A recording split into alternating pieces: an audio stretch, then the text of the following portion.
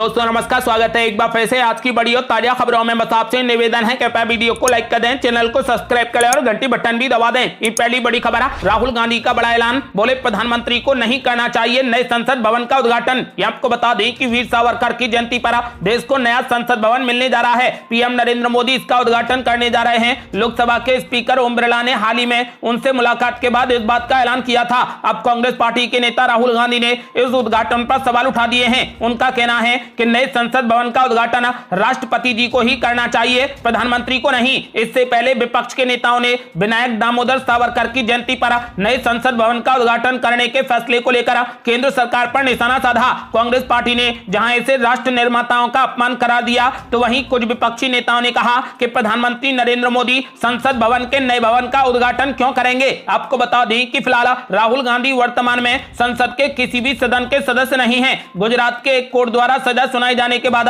उनकी सदस्यता चली गई। उन्होंने ऊपरी अदालत में इसके खिलाफ अपील की है। राहुल गांधी को अपना सरकारी आवास भी खाली करना पड़ा। अब उन्होंने ऐलान किया है और मांग की है कि नए संसद भवन का उद्घाटन प्रधानमंत्री को नहीं करना चाहिए, बल्कि नए संसद भवन का उद्घाटन राष्ट्रपति जी को करना चाहिए। अगली बड़ी खबर, पूर्व प्रधानमंत्री राजीव गांधी की 32वीं पुण्यतिथि पर श्रद्धांजलि देने पहुंचा गांधी परिवार। मल्लिकार्जुन खड़गे समेत कई नेता रहे मौजूद। ये आपको बता दें कि राजीव गांधी की 32वीं पुण्यतिथि पर पूरा गांधी परिवार दिल्ली के वीर भूमि में श्रद्धांजलि देने पहुंचा। कांग्रेस संसदीय दल के अध्यक्ष सोनिया गांधी और पूर्व वायनाड के एमपी राहुल गांधी के अलावा पार्टी के राष्ट्रीय अध्यक्ष मल्लिकार्जुन खड़गे ने भी श्रद्धांजलि अर्पित की। आपको बता दें कि पूर्व प्रधानमंत्री को श्रद्धांजलि देने के लिए राहुल गांधी अपनी बहन प्रियंका गांधी वाड्रा के साथ पहुंचे। राजीव गांधी भारत के 7वें प्रधानमंत्री थे। उन्होंने 1984 से लेकर 1989 तक प्रधानमंत्री का पद संभाला था। अगली बड़ी खबर, प्रधानमंत्री नहीं बल्कि राष्ट्रपति करें नए संसद भवन का उद्घाटन। राहुल गांधी के बयान पर बीजेपी ने बोला हमला। ये आपको बता दें कि संसद भवन का उद्घाटन पीएम नरेंद्र मोदी से कराए जाने को कांग्रेस पार्टी के नेता राहुल गांधी ने गलत बताया है। कांग्रेस नेता ने कहा कि नए संसद भवन का उद्घाटन राष्ट्रपति जी को ही करना चाहिए, प्रधानमंत्री को नहीं। आपको बता दें कि राहुल गांधी के इस बयान पर बीजेपी के वरिष्ठ नेता और पूर्व केंद्रीय मंत्री रविशंकर प्रसाद ने पलटवार किया है। उन्होंने कहा कि संसद भवन बनाने का पूरा प्रयास पीएम नरेंद्र मोदी जी का है। नरेंद्र मोदी के कोई भी अच्छे काम राहुल गांधी को नहीं दिखते हैं। इससे पहले कांग्रेस पार्टी ने संसद भवन के उद्घाटन की तारीख सामने आने पर सवाल उठाया था। दरअसल 28 मई को विनायक दामोदर सावरकर का जन्मदिन है। ऐसे में सवाल उठ रहे हैं कि इस दिन को चुनना महज संयोग या फिर रणनीति के तहत यह किया जा रहा है। कांग्रेस पार्टी ने नए संसद भवन को पीएम मोदी के व्यक्तिगत महत्वाकांक्षा वाली परियोजना बताते हुए इसकी जरूरत पर भी सवाल उठाया था। कांग्रेस पार्टी ने कहा था कि ऐसी इमारत की क्या जरूरत है जब विपक्ष की आवाज बंद कर दी गई है। नई संसद की लोकसभा में 888 सदस्यों और राज्यसभा में 384 सदस्यों के बैठने की व्यवस्था की गई है। वर्तमान के संसद भवन में लोकसभा में 550 जबकि राज्यसभा में 250 सदस्यों के बैठने की व्यवस्था है, लेकिन नए संसद भवन में लगभग 1200 से ज्यादा सांसद एक साथ बैठ सकते हैं। अगली बड़ी खबर, 2024 के लिए बनाई जा रही रणनीति। समय से आधा घंटे पहले ही अरविंद केजरीवाल से मिलने पहुंच गए नीतीश कुमार। तेजस्वी यादव भी रहे मौजूद। ये आपको बता दें कि बिहार के मुख्यमंत्री नीतीश कुमार रविवार को दिल्ली दौरे पर पहुंचे। इस दौरान वे आम आदमी पार्टी के मुखिया और दिल्ली के मुख्यमंत्री केजरीवाल के आवास पर उनसे मुलाकात करने पहुंचे। तेजस्वी यादव, संजय झा, मनोज झा, ललन सिंह भी उनके साथ में मौजूद रहे। मुलाकात का समय सुबह 11:30 बजे के लिए प्रस्तावित था, लेकिन मुख्यमंत्री नीतीश कुमार आधा घंटा पहले ही मुख्यमंत्री केजरीवाल से मुलाकात करने पहुंच गए। पिछले हफ्ते ही महाराष्ट्र के पूर्व कैबिनेट मंत्री आदित्य ठाकरे ने भी अरविंद केजरीवाल से दिल्ली आकर मुलाकात की थी। विपक्षी एकता को मजबूत बनाने के प्रयासों के बीच नीतीश कुमार लगातार नेताओं से मुलाकात कर रहे हैं। आपको बता दें कि नीतीश कुमार साल 2024 के लोकसभा चुनाव से पहले विपक्ष को एकजुट करने की कोशिश में जुटे हुए हैं और लगातार विपक्ष के नेताओं से मिल रहे हैं। कहा जा रहा है कि मुख्यमंत्री नीतीश कुमार ने अब तत्कालीन 15 विपक्षी दलों के नेताओं से संपर्क साधा है। नीतीश कुमार ने सबसे पहले दिल्ली पहुंचकर कांग्रेस अध्यक्ष मल्लिकार्जुन खड़गे और राहुल गांधी से मुलाकात की थी। इसके बाद उन्होंने दिल्ली के मुख्यमंत्री केजरीवाल, पश्चिम बंगाल की मुख्यमंत्री ममता बनर्जी, ओडिशा के मुख्यमंत्री नवीन पटनायक, झारखंड के मुख्यमंत्री हेमंत सोरेन, एनसीपी सुप्रीमो शरद पवार और महाराष्ट्र के पूर्व मुख्यमंत्री उद्धव ठाकरे से भी मुलाकात की है। आपको बता दें कि नीतीश कुमार 2024 में बीजेपी को सत्ता से बेदखल करने के लिए विपक्षी गठबंधन को मजबूत बनाते जा रहे हैं। अगली बड़ी खबर, गरीब परिवारों को 100-100 गज के फ्री में प्लॉट बांटेगी कांग्रेस पार्टी। हुड्डा के ट्वीट ने हरियाणा में मचा दी खलबली। ये आपको बता दें कि हरियाणा में अगले साल लोकसभा और विधानसभा दोनों के चुनाव होने हैं। ऐसे में प्रदेश की राजनीतिक पार्टियां जनता के बीच में अपनी पैठ बनाने में जुटी हैं। ऐसे में कांग्रेस पार्टी के नेता और राज्यसभा सांसद दीपेंद्र हुड्डा ने जनता के बीच वादों की झड़ी लगा दी है। उन्होंने एक जनसभा को संबोधित करते हुए कहा कि अगर हरियाणा में 2024 में कांग्रेस पार्टी की सरकार बनती है तो वो 500 रुपए में रसोई गैस का सिलेंडर देंगे, 300 यूनिट फ्री बिजली देंगे। इसके अलावा 2 लाख खाली पड़े सरकारी पदों पर पक्की भर्ती की जाएगी। बुढ़ापा पेंशन बढ़ाकर 6,000 रुपए हर महीने कर दी जाएगी। पुरानी पेंशन योजना भी लागू कर दी जाएगी और गरीब परिवारों को 100-100 गज के फ्री में प्लॉट दिए जाएंगे। आपको बता दें कि दीपेंद्र हुड्डा के ऐलान के बाद हरियाणा की गलियों में खलबली मच गई है। अगली बड़ी खबर, मुख्यमंत्री नीतीश कुमार पर जमकर भड़के चिराग पासवान। बोले प्रधानमंत्री बनने की ख्वाहिश में दर दर भटक रहे नीतीश कुमार। यह आपको बता दें कि चिराग पासवान ने नीतीश कुमार और तेजस्वी की सरकार पर जमकर हमला बोला।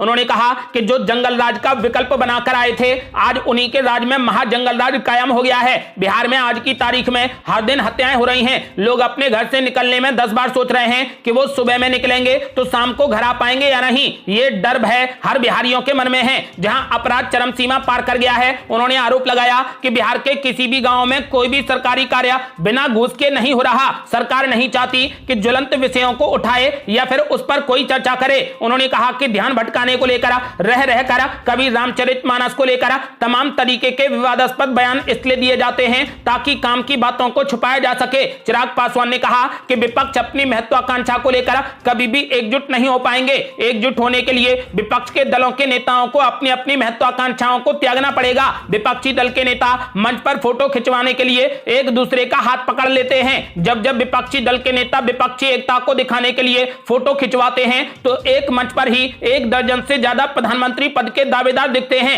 हर किसी के मन में यही चलता है कि कैसे बगल वाले को काटा जाए, कैसे बाएं दाएं वालों को काटें और खुद प्रधानमंत्री पद के दावेदार बन जाएं। इस दौरान चिराग पासवान ने बिहार के मुख्यमंत्री नीतीश कुमार पर बड़ा हमला बोला। उन्होंने कहा कि हमारे मुख्यमंत्री प्रधानमंत्री बनने की ख्वाहिश में दर दर भटक रहे हैं। अगली बड़ी खबर, कड़ी चेतावनी के बाद अब पहलवान निकालेंगे कैंडल मार्च। साक्षी मलिक ने खाप पंचायत से की बड़ी अपील। यह आपको बता दें कि भारतीय कुश्ती महासंघ के चीफ ब्रजभूषण शरण सिंह के खिलाफ दिल्ली के जंतर मंतर पर पहलवानों का प्रदर्शन लगातार जारी है। अब पहलवानों ने 23 मई को धरने का 1 महीना पूरा होने पर इंडिया गेट पर कैंडल मार्च निकालने का ऐलान किया है। साक्षी मलिक जंतर मंतर पर प्रदर्शन कर रहे पहलवानों के प्रतिनिधि के रूप में महम की 24वीं चबूतरे पर हो रही खाप पंचायत में पहुंची। इस दौरान उन्होंने कहा कि इस विरोध को आज 29 दिन हो गए लेकिन कोई भी सुनवाई नहीं हो रही। दरअसल प्रदर्शन की आगे की रूपरेखा तैयार करने के लिए रविवार को सभी खापों की महापंचायत हो रही है। इस महापंचायत में साक्षी मलिक के साथ में उनके पति और पहलवान सत्यव्रत कादियान भी पहुंचे। खाप पंचायत में और महिलाएं भी पहुंच रही हैं। साक्षी मलिक ने खाप के सामने अपनी बात रखते हुए कहा कि उन्हें खाप के सपोर्ट की जरूरत है। 1 महीना होने को है और अब तक न्याय नहीं मिला है। साक्षी मलिक ने मांग की कि ब्रजभूषण शरण सिंह फेडरेशन से निकाला जाए। वो खिलाड़ियों के मेडल को 15 रुपए का बता रहा है। उसके ऐसे बयान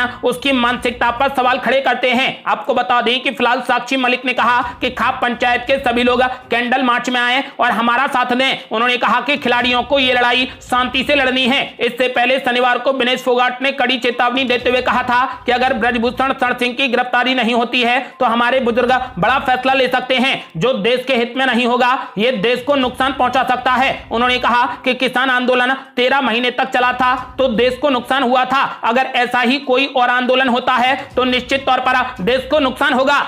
अगली बड़ी खबर, सिद्धारमैया के शपथ ग्रहण समारोह में विपक्षी एकता पर कपिल सिब्बल ने उठाए सवाल। बोले एक जैसा एजेंडा होना भी जरूरी। ये आपको बता दें कि राज्यसभा सदस्य कपिल सिब्बल का मानना है कि 2024 के लोकसभा चुनावों में बीजेपी का मुकाबला करने के लिए अभी विपक्ष को काफी कुछ और करने की जरूरत है। दरअसल सिद्धारमैया के शपथ ग्रहण समारोह में विपक्षी एकता का मेगा शो देखने को मिला था। इसी को लेकर कपिल सिब्बल ने एक ट्वीट किया है। इस पर उन्होंने सवाल उठाया कि क्या विपक्षी एकता का केवल यही संकेत है कि बड़ी संख्या में विपक्ष के नेता मौजूद रहे। पूर्व केंद्रीय मंत्री कपिल सिब्बल ने इस पर अपना पॉइंट ऑफ व्यू रखते हुए कहा कि विपक्षी एकता के लिए इस तरीके के मेगा शो से ज्यादा कई और चीजों की भी जरूरत है। एक दूसरे का मन पढ़ने के लिए बैठकें होना भी जरूरी है। इसके अलावा एक सामान्य एजेंडे को लेकर बात करना और पक्षपातपूर्ण हितों का बलिदान विपक्ष की एकता के लिए सबसे ज्यादा जरूरी है। अगली बड़ी खबर, कर्नाटक के बाद अब मध्य प्रदेश को फतेह करने की तैयारी। 12 जून से चुनाव प्रचार की शुरुआत करेंगी प्रियंका गांधी। ये आपको बता दें कि मध्य प्रदेश में इस साल विधानसभा के चुनाव होने हैं। ऐसे में सभी प्रमुख दल जोर शोर से चुनावों की तैयारियों में जुटे हैं। कर्नाटक फतेह के बाद कांग्रेस पार्टी के हौसले बुलंद हैं। प्रियंका गांधी जबलपुर में नर्मदा पूजन के साथ प्रदेश में कांग्रेस पार्टी के चुनाव अभियान का श्री गणेश करने जा रही है। आपको बता दें कि 12 जून को प्रियंका गांधी जबलपुर आ रही है। जबलपुर आगमन के साथ सबसे पहले वो नर्मदा पूजन करेंगी और उसके बाद एक रोड शो और एक पब्लिक रैली को भी संबोधित करेंगी। प्रियंका गांधी के जबलपुर प्रवास से जुड़ी एक बड़ी बैठक शनिवार को जबलपुर में आयोजित की गई, जिसमें मध्य प्रदेश के नेता प्रतिपक्ष और कांग्रेस विधायक डॉक्टर गोविंद सिंह ने भी हिस्सा लिया। हिमाचल प्रदेश और कर्नाटक में कांग्रेस पार्टी की राष्ट्रीय महासचिव प्रियंका गांधी ने पार्टी के लिए जमकर प्रचार किया। दोनों राज्यों में पार्टी के प्रदर्शन को देखते हुए अब कांग्रेस पार्टी मध्य प्रदेश में भी चुनावी शंखनाद प्रियंका गांधी से कराने जा रही है। 12 जून को प्रियंका गांधी का जबलपुर दौरा है, जिसके लिए कांग्रेस पार्टी ने जोरदार तैयारियां शुरू कर दी हैं। बड़ी खबर, 2000 के नोट पर गृह मंत्री अनिल विज का बयान हुआ वायरल। बोले रो वही रहा है जिसने 2000 के नोटों से बोरियां भर रखी हैं। ये आपको बता दें कि भारतीय रिजर्व बैंक द्वारा 2000 रुपए का नोट बंद करने पर हरियाणा के गृह एवं स्वास्थ्य मंत्री अनिल विज की भी प्रतिक्रिया सामने आई है। उन्होंने कहा कि भ्रष्टाचार को खत्म करने, आतंकवादियों की कमर तोड़ने और महंगाई पर नियंत्रण करने के लिए सरकार की तरफ से यह फैसला लिया गया है। अनिल विज ने कहा कि रो वही रहे हैं जिन्होंने नाजायज नोट इकट्ठे किए हैं। नोट बंद नहीं बल्कि बदले जा रहे हैं। अगर आपके पास जायज नोट हैं तो आप बैंक जाकर बदल सकते हैं, किसी ने इसके लिए मना नहीं किया है। अनिल विज ने आगे कहा कि जिन लोगों ने नोटों की बोरियां भर रखी हैं, तकलीफ उन्हें हो रही है। नहीं तो सरकार ने कह ही रखा है कि जिसके पास में 20,000 रुपए तक 2-2 हजार रुपए के नोट हैं वो बैंक जाकर बदल सकता है, तो इसमें परेशानी किया है। गृह मंत्री अनिल विज ने कांग्रेस पार्टी पर निशाना साधते हुए कहा कि उन्होंने 70 साल में कुछ भी नहीं किया तो वो कुछ भी कह सकते हैं। उन्होंने ऐलान कर दिया है कि रो वही रहे हैं जिन्होंने 2-2 हजार रुपए के नोटों से अपनी बोरियां भर रखी हैं। अगली बड़ी खबर, बीजेपी के आरोपों से महाराष्ट्र में मची खलबली। कहा उद्धव ठाकरे के फार्म हाउस पर है पैसों का गोदाम, वहीं छुपे हैं 2-2 हजार के नोट। ये आपको बता दें कि भारतीय जनता पार्टी के विधायक नितेश राणे ने उद्धव ठाकरे पर बड़ा आरोप लगाया है। उन्होंने कहा कि उद्धव ठाकरे के कर्जत फार्म हाउस में अंडरग्राउंड पैसे का गोदाम बनाया गया है, जिसकी जांच होनी चाहिए। दरअसल भारतीय रिजर्व बैंक के 2000 रुपए के नोट को चलन से बाहर करने के ऐलान के बाद संजय राउत ने केंद्र सरकार पर बड़ा हमला बोला था। उन्होंने कहा था कि देश का सिस्टम सरकार के गुलाम की तरह काम कर रहा है। नितेश राणे ने संजय राउत के इस बयान को निशाने पर लेते हुए कहा कि भ्रष्टाचार के पैसे से कमाई गई 2-2 हजार रुपए के नोटों की गड्डियां कर्जत फार्म हाउस में रखी गई हैं। इसी कारण संजय राउत इस तरीके की टिप्पणियां कर रहे हैं। उन्होंने कहा कि फार्म हाउस की जांच होनी चाहिए, पता चलना चाहिए वहां पर कितना पैसा रखा है। अगली बड़ी खबर, 2000 के नोट पर मुख्यमंत्री भूपेश बघेल ने बीजेपी पर बोला जबरदस्त हमला। कहा यह फैसला थूक कर चाटने जैसा है। यह आपको बता दें कि छत्तीसगढ़ के मुख्यमंत्री भूपेश बघेल ने 2000 रुपए के नोट वापस लेने के भारतीय रिजर्व बैंक के फैसले पर शनिवार को कहा कि केंद्र सरकार अपने ही फैसले को 7 साल के बाद बदल रही है। यह थूक कर चाटने जैसा है। संवाददाताओं से बातचीत में कहा कि अब 2000 रुपए के नोट बंद कर दिए हैं, इसमें गिनाएं कि क्या कारण है। आरबीआई से हम पूछना चाहते हैं ये बंद क्यों किए गए हैं। वैसे तो आपने 2019 से छापना बंद कर दिया, लेकिन आज 2023 है, अब अचानक इसको बंद कर दिया, इसका कारण क्या है। आपको बता दें कि उन्होंने कहा कि मतलब यह है कि आप अपने ही फैसले को 7 साल के बाद बदल रहे हैं। 2016 में इसे लागू किया, अब 2023 में बंद कर दिया, मतलब ये थूक कर चाटने जैसा फैसला है। उन्होंने यह भी कहा कि मीडिया को आरबीआई के गवर्नर से पूछना चाहिए कि 2000 के नोट बंद क्यों किए हैं। अगली बड़ी खबर, योगी के मुस्लिम मंत्री ने सपा और बसपा पर बोला जोरदार हमला। कहा वोट बैंक की तरह इस्तेमाल नहीं होगा मुसलमान। यह आपको बता दें कि उत्तर प्रदेश सरकार के अल्पसंख्यक कल्याण राज्य मंत्री दानिश आजाद अंसारी ने समाजवादी पार्टी और बहुजन समाज पार्टी पर जमकर आरोप लगाया। उन्होंने कहा कि इन दोनों दलों ने हमेशा मुस्लिम समाज को गुमराह करने और ठगने का काम किया है। अंसारी ने कहा कि सपा बसपा ने हमारा वोट लेकर सरकार बना ली, लेकिन मुस्लिम समाज की तरक्की के लिए कोई भी काम नहीं किया। सपा बसपा को जवाब देने का काम अब हमारी आवाम ने किया है। ये थी अब तक की बेहद बड़ी खबरें। आपका क्या मानना है, 2024 में किस पार्टी की सरकार बनने जा रही है? अपनी राय हमें वीडियो लाइक कर कमेंट बॉक्स में जरूर दें। ऐसी ही ताजा और न्यू अपडेट जानने के लिए हमारे चैनल को लाल बटन दबाकर सब्सक्राइब करें और घंटी बटन भी दबा दें। जल्दी मिलते हैं बड़ी अपडेट के साथ, तब तक के लिए जय हिंद जय भारत।